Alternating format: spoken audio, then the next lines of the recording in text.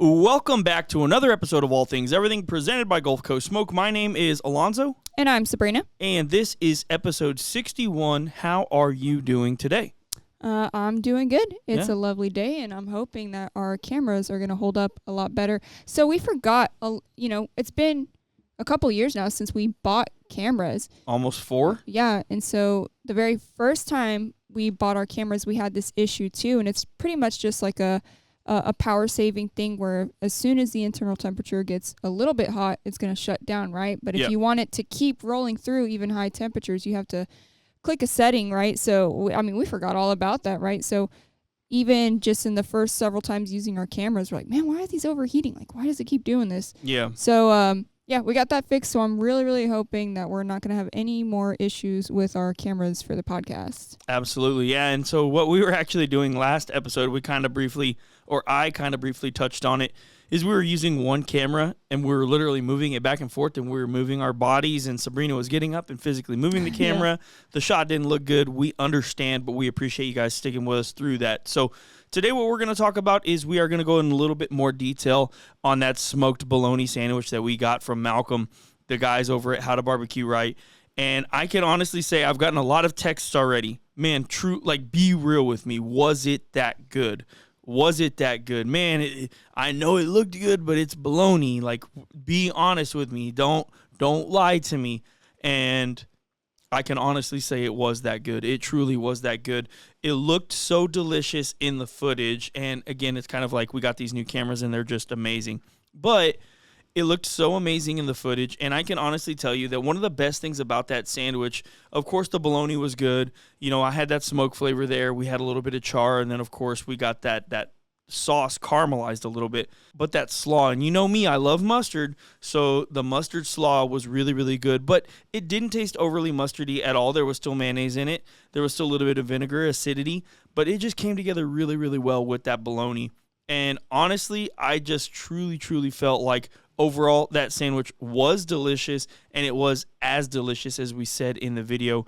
And overall, like, the video was a little bit longer. So from an editing standpoint, you know, how did it feel editing that video? I actually posted on my personal Facebook page, which, you know, I really don't add very many people on there. But anyway, I posted on my personal Facebook page how proud of you I was, because you were put into a completely different environment, and we were filming people that we never film. You had to really adjust and you had to really adapt, and things were kind of moving a little bit quicker.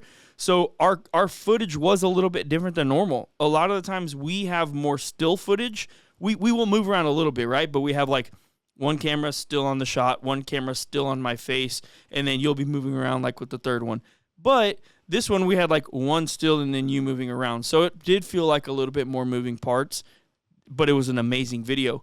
And I thought the footage was great, and I think like you adapting and actually overcoming was very impressive, especially for it being like the first time you were put into that situation. So how was it being in that environment? Now that we can kind of talk about the trip a little bit more, because the videos are going to be rolling out over the next couple of weeks, what was it like editing a video that was a completely different style of shooting, and what was it like shooting that video for you in general?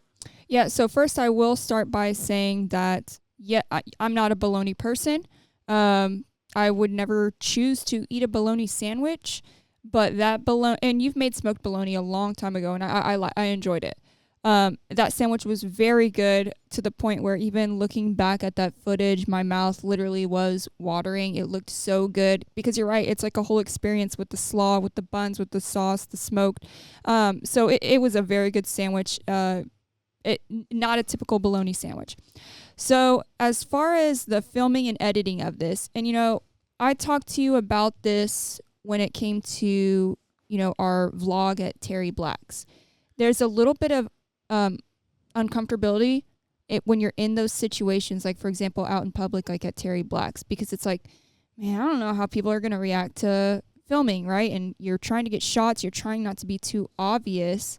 And kind of similarly, when it came to Malcom, it's like, I'm not going to tell him anything, right? Like, if a shot, I'm just going to do what I can and roll with it, right? Because it's like, man, I mean, he knows what he's doing. I'm not going to really interrupt or say anything. And it's funny because even Rochelle, she was just like, hey, if you need him to stop or slow down, tell him. She's like, I tell him all the time.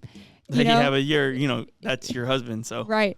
And so, but it's one of those things looking back, like with Terry Blackson with this situation, it's like, if you're going to do something like this, you really need to be all in. Yeah. I know, like, for example, like filming out in public, it is a weird thing, especially because there's that stereotype of people who do that and like that it's cringy or this and that. Yeah. But I don't really consider us those types of filmmakers, first of all. For sure. And so, I mean, I've had a lot of, not to interrupt you, I've had so many people come to me and say, dude, that Terry Black's video felt like I was watching the Food Channel or Food Network. I'm sorry, the Food Network, because it just felt like it was, like there was a script. You guys knew what you were doing. You got the great shots. You got all this good stuff. And a lot of people were saying that. So I think, to go with what you were saying, yeah, like you kind of have to be all in on it. And we definitely were uncomfortable. We do this, but we were definitely uncomfortable. And we were uncomfortable, not in a bad way, also being over there at Malcom's too, right? So it's like we don't know what their film style is like. We don't know how they like to do things. We're not even at our house. We're not using our grills. We're using some, you know what I mean? There's so much to it. But anyway, sorry to interrupt you, but I will say that, yeah, it's like people have been telling me like, dude, that video looks like it was on the Food Network. Like that video was insane. Yeah. And see, when it comes to us making videos, that's kind of our mindset, right? Is there is some sort of production level that we put into it. We want, especially with videos like that, where the main point of the video isn't just the bologna chub or the sandwich. It's going over and filming with Malcom, right? So there's a lot more dialogue that would normally be in a recipe style video, but that's the point. And I think that's what people are excited to see. They're excited to see that you're cooking with Malcom. So it was a longer style video, a lot more dialogue. But yeah, there is and there's also so much that you didn't even put in.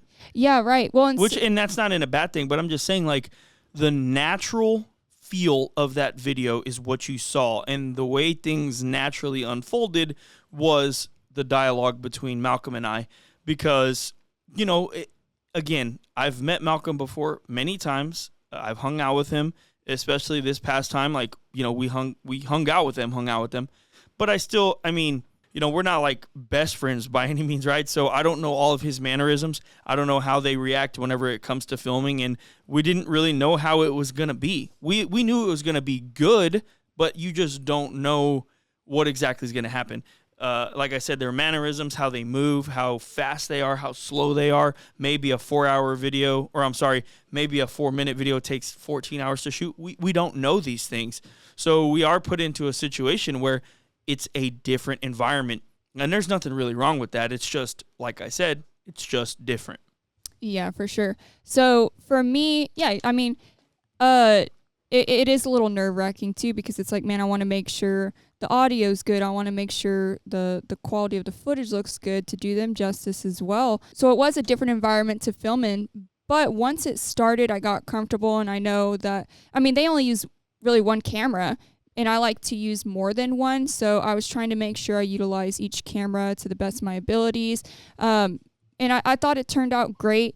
Obviously, if there could be two of me and I could be watching both cameras at the same time, that would be optimal. But, it's just me and you, so you have to work with what you got. And, the quality of the cameras really do just make, you could mess up a shot and it still looks good. We need to buy another one of those ASAP, which we're going to, and we're going to. We plan on not upgrading, but re-upgrading, if that makes any sense, for sure. Adding more to the arsenal. Yeah, because these cameras are insane. If you guys are looking to get into content, depending on, obviously, your budget, right, get a good camera. And I'm going to say this, I'm officially back this episode, and the reason I say that I'm back is because I'm going to go on a tiny bit of a rant. We're talking about content, and we're talking about cameras, and we're talking about this and that. Well, today I had somebody at work, and they were mentioning that their wife makes mom content. Now, what exact mom content, I'm not 100% sure, but I will tell you this much. He was telling me that his wife is kind of going through a little bit of a moment right now where she's not sure if things are working. She's not sure if she's doing the right thing. And, she's struggling, right? She's struggling for sure. And it's unfortunate for sure, but it's also something that we've dealt with as well. And I've talked about it openly on this podcast. There's been plenty of times where I've just been like, man, I'm done with this. I don't want to do this anymore. Nothing's happening for us. This is not really working out. I don't feel like we're becoming anything that we need to become. The list goes on. And we had a comment on the video of Malcom, the BarBQ bologna, a couple days back. If you're watching this on Friday, it came out on Tuesday. We had a comment and somebody said, great video. Do you think you've made it? And I responded back very simply. Well, I don't remember verbatim what I said, but what I said is like, I'm not the person that thinks like that at all. If you know me and you know me deep down, like you know me very well, my parents know me, my family knows me, my best friends know me, I am not satisfied with this, right? This does not mean to me that we've made it at all, even a little bit. I am grateful for the opportunity, and I think it is an amazing collaboration, and I do think that it is a true testament that we are doing the right things in this space for sure, but we have not made it, not in my opinion. I know not in your opinion, and it doesn't matter who we collab with next, I still will not feel like that. At the end of the day, going to film with Malcom is, like I said, it's amazing, but it's filming with Malcom is not going to make it where you and I can do this full time. I can leave my day job and we can do exactly what we want. And, one of the things that I'll say about it is it does help 100%, but it doesn't absolutely turn that page to the next page that we're trying to get to. The other thing is kind of going back to my buddy who was saying that his wife makes mom content.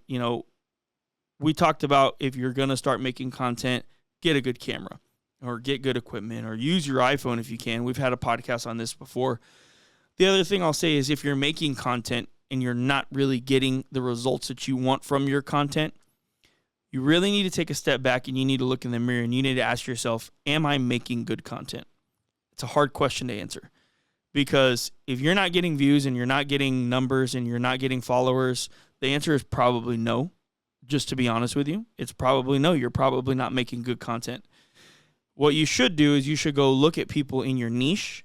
You should look at the people who are killing it with their content, and you should try and see if you could learn something from them. I'm not saying copy. I'm saying learn something from them. One of the hardest things for you and I has been to separate short form and long form, right? With short form, you're trying to be really, really, really quick. This is going to be the best turkey breast that you've ever had, right? Where's the YouTube video? What's going on, everybody? Today we're making a smoked turkey breast. This past weekend, Sabrina and I made one. Man, it was absolutely out of this world, and I really want to share the recipe with you. This is how we're going to do it. Or whatever, right? That's just a quick example, something off the top of my brain, but there's a difference, right? And Sabrina and I, believe it or not, still to this day put out videos, and we're like, man, that wasn't good. Do we think that we're putting out bad stuff on purpose? Obviously, no. Right? We're trying to have a plan. We're trying to do things the right way. We're trying to put out really, really good content every single time that we can. But sometimes we fail too. It's just the truth. Sometimes we fail. Sometimes we have an idea and it doesn't really come through exactly the way we want. And I do think that that's okay because the worst thing that we could do is actually listen to those bad thoughts of, man, it's time to give up. Man, that video sucked. You're not good at this. And like I said, you got to sit and you got to look at yourself in the mirror and you got to figure out, am I actually making good content that people want to digest? A lot of people talk about the algorithm, right? Well, the algorithm is people, right? The algorithm's not going to show your video to people if it doesn't think that the people want to watch your video. It has to be a good video. Sabrina and I, again, we do not always make good videos, and we're trying. We're trying to learn. I do think we've had some success, and we've had more recently, you and I have seen like the numbers on some of our shorts do really, really well. But then there's some that don't do really, really well. Recently we've talked about it. You and I talked about it together. Man, the views on our most recent videos that we've put on YouTube have been pretty decent. And we hope and we wish that they would all do that. But sometimes they just don't. So we're still learning. We're still evolving. And I'm sure you guys are too in whatever you're doing. Don't be afraid to take a step back. Look at yourself in the mirror and say, am I doing this good? Am I making good content? Am I following, not necessarily following trends, but am I talking about topics that are important to people, right? if you're doing mom content, man, maybe somebody had a C-section and they want to know how is the best way to recover from that. Maybe you could talk about something like that. Or just, there's so many different things, but I just wanted to kind of talk about that a little bit because I do think it's important for everybody to take a step back, look at yourself, and be honest with what's going on. And from there, I think you can get better. I think Sabrina and I have done that many times and said, man, what can we do better? You know, we've been lucky to form a relationship with the people at HowToBBQRight. I talk to Tyler a lot. I'll ask him, hey, what do you think of this? What do you think of that? He gives suggestions. He helps me out, which is amazing.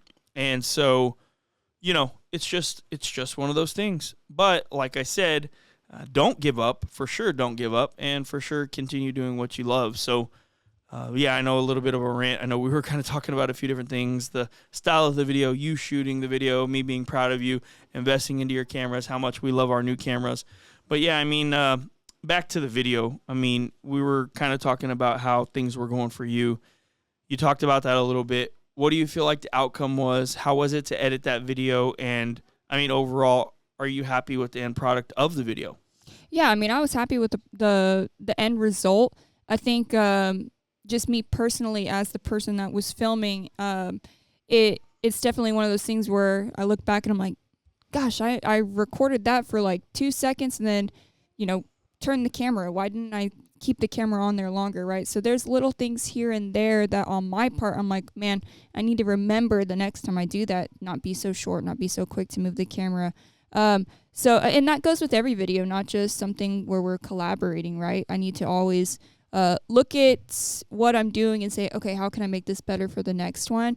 Editing it, I mean, it's always fun because you get to look back at those moments. Like we had some funny, which you'll see this in our behind the scenes video. There was a lot of funny moments that happened that aren't included in this video, but they will be in the behind the scenes, right? So those are always like fun memories for me because, you know, especially if we have our kids in our videos, things like that, I get to almost like relive those moments again. And it's really cool. It's a cool thing to see. But I mean, as I said, it's also, as opposed to our normal recipe style videos, it is almost like a mixture of like a vlog and a recipe, right? Because there is that dialogue going on with you and Malcolm. So those are always really, really fun for me to edit because, as I mentioned before, it's like you're making a production. You're not just making a recipe. And I think those are some of my favorite videos to make, like doing the Terry Blacks. Those are really fun videos to make because like that's what I would love to hear is somebody saying, oh, that seems like I watched a Food Network. Yeah, no, I've had plenty of people tell me that for sure. Yeah, and so that's the goal. And I think that's what's really fun is feeling like you're producing something that you would be watching on TV. Just creating something is a really cool concept for sure. Yeah, no, I agree with that for sure. And I think that, you know, kind of like you said, that's the goal, right? We continue to strive to get better, and that's all that we can really, really do. But, man, overall, to kind of round out that topic, the sandwich really was that good. If you guys go back and watch that video, you know, it was, and I even said in the short that they put out, it really is that good. Like, I meant it. It really is that good. Just a lot of flavor, a lot of texture, especially with the slaw, with the char. Everything just really, really came together. So shout out to Malcolm for making it. He killed it. And we really, really, really enjoyed that video. And I loved going back and watching it. Like, man, just still can't believe we experienced that. Still can't believe we were able to go hang out with them and do our thing. And we've hopefully got a few more things planned this year with them. So it should be overall a really, really good year. And just starting off really strong. But, man, it was that good. Yeah, and I will say, I think it's hilarious, like, in the comments, because, you know, the more views your videos get, the more comments you're going to get, and it's going to be a lot of people who are just, like, random people, right, who don't normally watch our content. And somebody was just like, oh, you're really reinventing the wheel there. I'm like, okay, they're cooking videos. If you've seen it before, like, oh, I've been smoking bologna for 5 generations. It's like, okay, that's cool, good for you. Not everybody has seen that. Yeah. Like many people in Texas probably don't do that very often. Like, I mean, it's I think like a Mississippi thing or in that area, Memphis style thing, right? Yeah. We're not always cooking bologna in Texas. We're smoking a whole bologna. So it is a really odd thing. The comment section on our videos or for anybody who does this, but if you're one of those people out there, I mean, just get ready to see things that, yes, you may have done or have been doing. But yeah, the comment section is a really weird thing. Yeah, no doubt. No doubt. So another topic we wanted to talk about, which actually just happened today. Yeah. And we were not expecting to talk about this. I actually got a text from Corey, Smoke Sergeant, and he was like, bro, congrats. I was like, for what? Like, what happened? And he's like, dude, are you serious? Like, you got a second place perfect score in the American Royal Rub contest with Southern Hospitality. So let me paint this kind of picture for you a little bit. So the American Royal BarBQ Association, which is the largest barbecue association, I believe it's the largest contest in the United States. Don't quote me on that, please. Don't quote me on that. But they put on a contest. The American Royal is a big deal in barbecue. Yeah. It's like a huge deal. They put on a contest every year where you can submit your seasonings, and you can basically submit your seasonings, and then they're put into a contest. And they judge your seasonings on a protein, and then people taste it, and they score it, and then it's like you figure out what's the best rub on the planet, right? So we actually got a 180 perfect score in KCBS with Southern Hospitality, which is our original rub, and we ended up getting second place because we lost in the tiebreaker, which it is what it is. I mean, I know we didn't get the crown of best rub on the planet, but the fact that we got second place and a perfect score, that's a gigantic win for us. And we were shocked is not the word, because I do think every seasoning that we have is that good. I really, truly do. That's neither here nor there. It was just a cool moment for us, right? Because that's our first seasoning. That's the one that I would say we spent the most time on, right? Would you say? Yeah. Maybe, yeah. And again, it just being our first seasoning, the name means so much to us. Southern Hospitality, that's what we try and build our brand around. And for it to get that second place perfect score, it's just pretty incredible. And I'm genuinely happy and excited, and I am happy that we know that this seasoning is good, but now, you know, I know I'm kind of exaggerating here, right? But the world knows, right? Well, via the contest, we did really, really well. I think there was 337 or 377 entries. What did I say? Entries.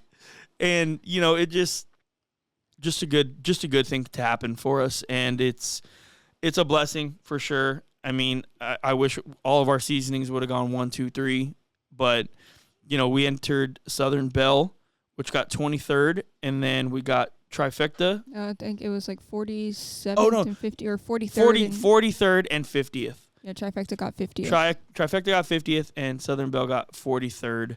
So, yeah, I mean, all three of the entries that we put in were in the top 50, which is incredible.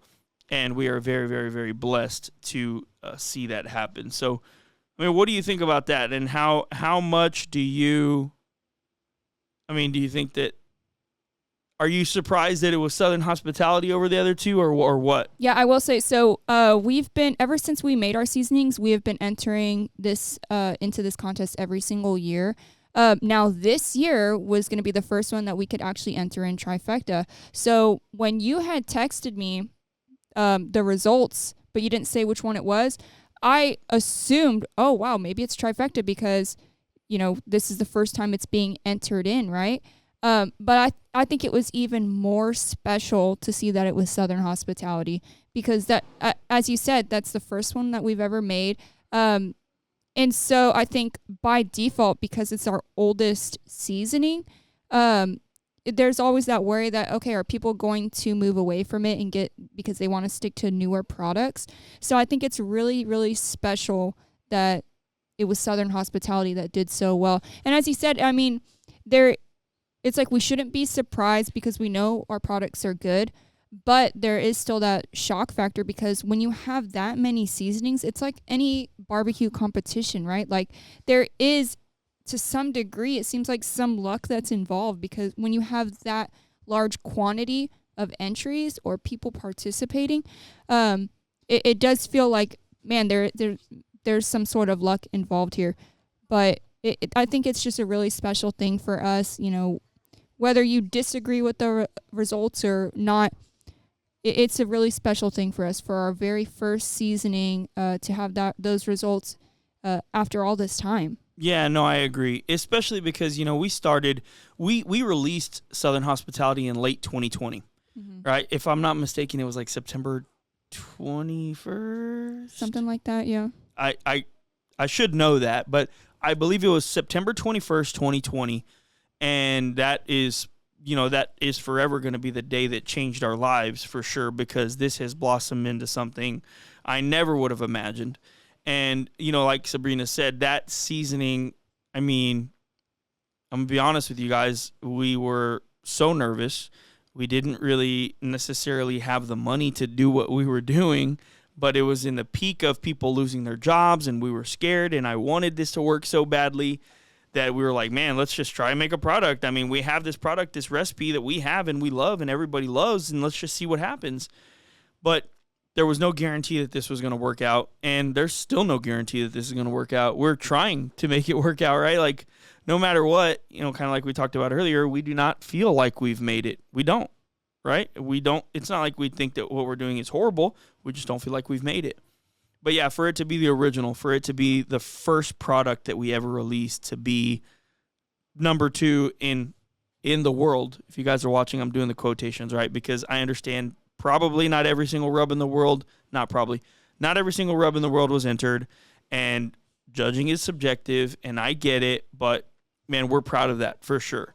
And it's just a blessing. So thank you to the American Royal BarBQ for BarBQ Society for doing that, and we're extremely happy, and congratulations to whoever won first. We're just as happy for you as we are for ourselves. We know hopefully this changes the game for you as well, right?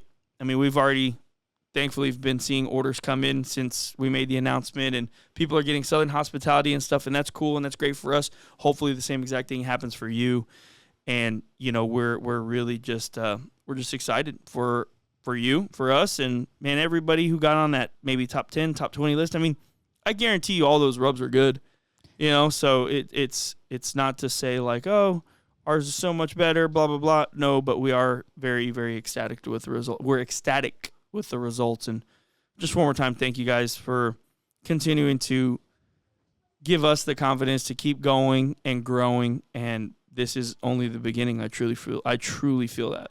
Yeah, and for anybody else who entered in and you maybe didn't get the results you wanted from that, keep doing it. Yeah, and that goes with any sort of business, not just seasonings, or if you have any sort of product that gets put in the running with some sort of competition like that you can do annually, do it every single year. Because as I said, I mean, we still, like Southern Hospitality, Southern Belle, those were all entered in for the past several years we've been doing this, like I said. And, we still got decent placings, but never a placing like this, right? So don't give up, because, I mean, maybe you got 100th or 121st or something. Yeah, and but the next year it could be first or second or third. And the crazy thing is, obviously, Southern Hospitality, the recipe has not changed. Has not, no. It has not changed since day one. So it's the same barbecue seasoning. It's the same look. It's the same flavor. This was just a good year for us. And like I said, we're very, very grateful and excited and happy. And so we'll continue to do that contest every single year. And if you guys have products, you should too. Okay, so the next thing on our agenda, this past weekend, we competed in the Padre Island BarBQ Beach Bash. That was in Corpus Christi. So kind of out there on the island, a little bit, I mean, it's close to home for us, but still a little bit of a drive. Yeah, it was like 45 minutes. Yeah. Pretty easy. But nice right there on the beach. Yeah. So it was a 3-meat, it was a CBA. We did chicken, we did ribs, and we did brisket. So let's go ahead and talk about how the cook went and our results. Yeah. So overall, I mean, a very, very simple cook. Right. Everybody always asks, and it's just the nice and courteous thing to do. Hey, how's the cook going? And I always answer, man, same as always, pretty much. I mean, it's just the truth, right? Most of the time, you have a pretty simple cook if you know what you want to do, and it doesn't really change much. And yeah, it's a little repetitive, and sometimes it can be a little bit boring. I think that's why people change things up. But it was a standard cook. I felt that every single protein that we turned in was really good. I really did. And I thought we had a pretty good chance. I thought we stood a fighting chance, just as I do every single contest that we go to. So I'll start it off with chicken. So with chicken, I'm not going to talk about what we cooked because we did do something a little bit different. Mm-hmm. But we were very happy with the results. We had high hopes for it, for sure. But unfortunately, our chicken didn't do very well. So I think there was, 41 teams? Yes. Because I know they capped it, but then they let one more come in.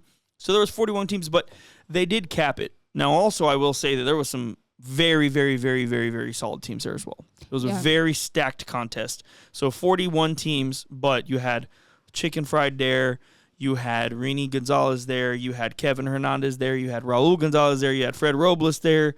You know, you just had so many good cooks. You had Santi there. I mean, Caesar was there.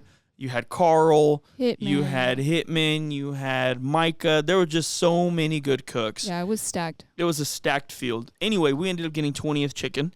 And out of 41, it's just right there, right down the middle, which is unfortunately exactly where our chicken comes a lot of the times. And it comes out. And, you know, I had a good conversation with one of my really good friends, Kevin Hernandez. My pits are burning. He hit a first-place chicken. Congrats to him. You know, he called me and pretty much called me out. He's like, man, what are you doing with your chicken, man? Like, what are you doing, bro? And I told him, I was like, man, this, and this. And he's like, man, that's the same thing you've been doing this whole time, bro. Like, change it up already. Like, stop. You're like, stop this, do something different. And, like, I don't care what you do. Just do something different, man. So Sabrina and I had a conversation. We looked at our recipe. We made some changes. And what we're going to do is we're going to stick to this one recipe, a completely new recipe, and we're going to do it for 5 straight contests, and we're going to see what the results are like. And we live with the results, but we do, you know, I'm kind of glad Kevin, you know, tapped me on the shoulder and said, hey, bro, like, do something here, please, because it's ridiculous how bad your chicken is doing, and you haven't changed. So change something. So we're going to change up some stuff, and we're going to try it out. But I think it's fun. It's a really cool thing when you have competitors who at the end of the day are still rooting for you. Yeah. They don't want to see us doing bad in chicken or in any specific protein, especially when we have the potential to be strong and consistent in all the other ones. Absolutely not. Kevin's a good dude. Kevin's a good friend. He wants to beat us every time. I promise you he does. And I know that because I want to beat him too. I want to beat everybody. I want first GC. Yeah. Or an IBC, I want first GC. That's what I want. It's not going to happen. It's just not going to happen. And for him to openly call and be like, dude, you need to make a change. Don't care what you change, but you need to make a change. It just shows that, you know, he is a good friend. And I've had a lot of great conversations with Kevin over these past couple of years that I've known him. And man, it definitely puts perspective. Like, it's like, what's the definition of insanity, right? Doing the same thing over and over and expecting different results. And that's what we've been doing. And we haven't been getting different results, and we've pretty much been the same all these times. So we're gonna make a change, and it's gonna be a pretty big change if I'm being 100% honest. But it is what it is. And thank you to Kevin for being a good friend, and congrats again on that first place chicken. But what about ribs? Let's talk about ribs. So ribs are one of our most consistent proteins that which ribs, pork, and brisket are very consistent for us, but ribs specifically. Very, very consistent. And I will say myself, you, and your dad all said the same thing, that these were, and you've made good ribs or great ribs, but this was probably the best out of all of them. Yeah. So, they were really, really, really good. And I was not expecting, and I know I've said this so many times and people are probably tired of hearing it, because it's really not a cocky thing. It's confidence in our consistency. I was not expecting to not hear our name in the top 3, if I'm being honest. So let's talk about what you thought and how those results were. Yeah, I mean, I agree. I thought the ribs were some of the best that we've ever cooked. And, you know, when I say that, it might make it sound like, oh, you changed something. Oh, you did something different. Oh, your flavor was better. No, that's not it. What we're saying when we say these are some of the best ever, they looked perfect. They fit in the box perfect. The texture was perfect. The flavor was right down what we wanted, and it was just one of those boxes that felt really, really, really, really, really good turning in. And unfortunately, we ended up with an 11th place rib, and I will say that I was a little surprised as well. I did think that they were going to do pretty good, but man, Fred didn't get a walk-in rib. Caesar didn't get a walk-in rib. Rini didn't get a walk-in rib. Bill didn't get a walk-in rib, which they're all very, very good rib cooks. So maybe they were just looking for something different that day, and that is something that you've got to live with.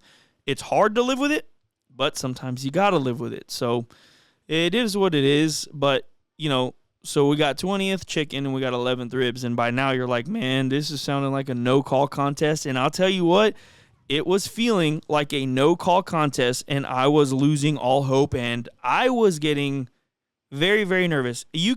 I'll admit it, I looked over at you at one point during brisket call, and I'm like, man, I cannot believe we didn't get a call today. But anyway, you can talk about the brisket cook a little bit and what you thought overall. Yeah, and see, I'm the type of person who's kind of the opposite. I'm like, okay, it's not over yet. And it can feel very daunting when you're going through 10th through 1st, and then you get to brisket and it's 10th through, let's say, 5th, and then you're like, well, shoot, I guess nothing, right? But I'm the opposite. It's not over until it's actually over, right? But the brisket, strong cook. Our flat pieces were really good. And here's the thing, and I'm not going to say exactly what we did, just out of respect for the people that are going to be taking our class. But when it comes to your recipes for any of your proteins, it's not an exact thing when it comes to, those last 10 minutes when you're boxing. When you taste something and you're like, okay, this is exactly what we do, but today, for some reason, I feel like I need this. Yeah. And we were both thinking it, and we had your dad taste, and he's like, it needs this. Yeah. And then it's something. And we did it. Yeah, like we don't want to say it, right? Because it's like, well, this isn't, that's not something we normally do. Yeah. And so your dad really confirmed it for us because he's one of those judges. Yeah. He's not that he actually judged, but he is just like all those other people that are out there judging. So we definitely listened to his opinion. We agreed with it, and we made a change. And as you said, and I didn't get to try the burn ends, but you said the burn ends were perfect. The burn end, so like Sabrina said, we made a last minute adjustment to our brisket. When we bit it, we were like, oh, that's incredible. But it's missing something. Exactly. Just a little something. And we both, like Sabrina said, and we both admitted it, like we were both thinking the same exact thing. But, and you know this, I don't always do this, but when I go and hand my dad a piece, like before turning, I'm looking for feedback. Right. And so I did that. I grabbed a piece and I gave it to my dad, and he's like, man, I'm full. I'm like, Dad, I need you to taste this. Tell me what you think. And he bit it, and he's like, gosh, dang it, it's so tender. It's like perfect texture. And I was like, Dad, be honest, like, what's it missing? And he told me, and I was like, thank you. And then I looked at Sabrina, I was like, yes, I knew it too. And she was like, I knew it 3. So we're like, okay. So we made that last minute quick adjustment, and then that slice went from good to, I don't want to say it like this, like cocky, but incredible. It was an incredible slice. The flavor was there. Everything was there. I just knew the brisket was on point. Yeah. The burnt end was incredible. I would argue that our slice was even better that day. Yeah, because when we made that adjustment, man, just everything about it was so good. Yeah. But either way, the burnt end, when I took a bite of it, you didn't even need teeth to eat that thing. Yeah. It was on absolute point, and I knew that we had a chance. I felt the same way in ribs too, and I felt the same way in chicken 3, but I knew we had a chance with brisket. And, we also actually made one little last minute adjustment with the burnt ends too. I don't know if you remember that, but I tasted it and I'm like, man, let's do this. Let's do that. And you're like, I'm with you. Whatever you want to do, let's do it. We made those little adjustments, and then we ended up with a second place brisket overall. But there's a little bit of a funnier story. I say, we ended up with a second place brisket, but the story is actually kind of funny. So we're hearing them 10, 9, 8, 7, 6, 5, 4, 3. And at like 5, you're like, oh my gosh, like we got no call. Yeah, son's over there like, oh, we haven't got a call. I didn't get to walk up there. Yeah, and then like he walks anyway, I carry him. But it was just crazy because right before the second place brisket, Bill and Fred, Bill Purvis and Fred Robles, Chicken Fried Barbecue and Rio Valley Meats, they like look over and they're like, "Oh, Alonzo hasn't gotten a call," and they know that's not very typical, but it happens to it happens. Oh, it to happened people. to several guys there where they're like, Yeah. "Oh, I'm here." Yeah, it's like, but Yeah. we're like, "Oh man, this is really about to happen. Like we're about to get no call," and then Bill looks over at me and he's like, "Alonzo, how was that brisky? How was that brisky today?" And then I'm like, "Oh, man, I don't know, dude." And then he looks at Sabrina. So you were actually sitting right next to Bill, and I was on the other side of you. And then he goes, "Sabrina, how was that brisky?" And I'm like, I'm over here sweating. I'm sweating. And as he asks you that, what happens? Oh, yeah. So we're in the middle of talking about it. I'm like, yeah, I mean, I thought it was good, blah, blah, blah. And then here we go again. And then so as you're walking up, I'm like, well, Bill, I think we did okay. Yeah. And so we ended up with a second place brisket, which we did. We did think that we obviously had a really good chance to walk. A second place brisket's always a very, very good walk. And, we're extremely happy that we did get the call. And we were obviously hoping for, again, a 1-1-1 and everything, but it doesn't always happen that way. We got a 10th overall, and you move on to the next one. It is what it is. But again, I will say this much. We definitely are making that change in brisket and, in chicken. And we'll see what we have to do. Yeah, congrats to Stacy, who always just pulls out a random first place brisket at every event we go to. Yeah, he's a great brisket cook. I mean, there's no other way to say it. But, congratulations to Santiago. He got a GC there. Mm-hmm. Congratulations to Kevin Hernandez. My pits are burning. He got an RGC. Two great cooks. Just an amazing day. We ended up with a 8th overall? 10th. 10th overall, that's right. Yeah, 10th. We got a 10th overall, and just had fun. We had fun, and that's all that we really could go out there and hope to do. And again, we haven't been filming competitions. We are not done filming competitions, but we just haven't been doing them because we're getting prepped up for our first barbecue class ever. Now, I've also been getting a lot of questions. We got an email yesterday. I'm sure you saw it. Mm-hmm. We have people emailing us, asking us, hey, are you going to have another class? If so, is there any way that you could tell me a date? Can you, basically they want to come to a class. So here pretty soon, we will be announcing another class a little bit later in the year, probably around September or October. We will figure it out. And if you guys are interested in anything like that, just let me know in the comments. I'm not asking anybody to, what's it called? What's the word I'm looking for? To commit. I'm not asking one to commit to it, but I'm just curious if you guys are interested in anything like that because I have gotten a lot of inquiries. Yeah. And we really have gotten a lot, and we're just curious if you guys are interested in it. But we do plan on opening that up probably within the next month or so because basically in a month and a day, we will have our class, and then pretty much right after that, I would say that we'll probably announce another one. So it is what it is. And, if you guys are interested in joining, let us know, and we'll have that information out hopefully here pretty soon. But, oddly enough, it feels like we didn't talk about anything, and I'm looking down, and, man, we've already talked for quite a long time, enough for a podcast episode. So, what do you think? Anything else that you wanted to talk about? Anything you wanted to talk about coming up? Well, we did have some questions, but we actually have somewhere to be in the next, 30, 45 minutes. So we will have to wrap this up. So all questions, if you left a question on Facebook, we will get to in the next podcast. Yep. Yeah, so we're going to go watch the Kaiju number 8 movie. Yeah. And it's basically just going to be a recap of season 1, which we have seen. But we figured why not go watch it in the theaters and have some fun with the kiddos. So we're going to go ahead and do that. But if you don't have anything, I think I'm good as well. So I'll take this time to let you guys know, if you're watching this on YouTube, go ahead and subscribe to our YouTube channel.